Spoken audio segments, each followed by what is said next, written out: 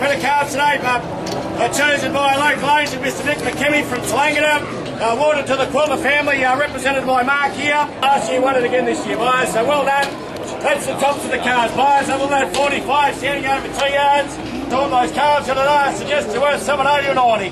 780. 4, 6, 8, 8, 2, 4. At the Wodonga weaner sale on Thursday, Mike Scollard joins me. Mike, we're 3.5 lanes into the sale at the moment, and we've seen the black calves, generally speaking, weighing 300 to 400 kilos. A tight range of $100, $640 to $740 and a few overs. And that's exactly where it is, Murray. It has come with about $100 range. You know, as you just said, $640 to $740, $50. Yeah, and the top cattle today have made $784, but they were 428 kilos, and which was a good result too. It's a good result because you've got to consider when you're purchasing these cattle on the feedlot price right at the present, and if you nearly give $800 by the time they're home, well, you know, at the other end of it, you've probably only got $1,000 a little bit better.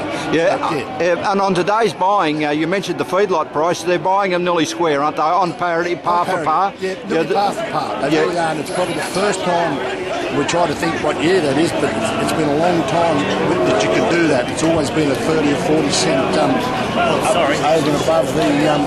and above the feeder price at the time. Yeah. And a wonderful lineup of EU cattle too. About a third of them stay in the system. Yes, they do. And it's terrific to see them. And the competition I felt was very good, you know, for them. Yeah. Speaking of the competition, where are the cattle gone? Well, a lot of the cattle, there's we just sold a run of cattle. Most of our cattle went to Finley. Now, I just believe there's a fellow from Lismore on cattle. New South Wales. So cattle have gone there.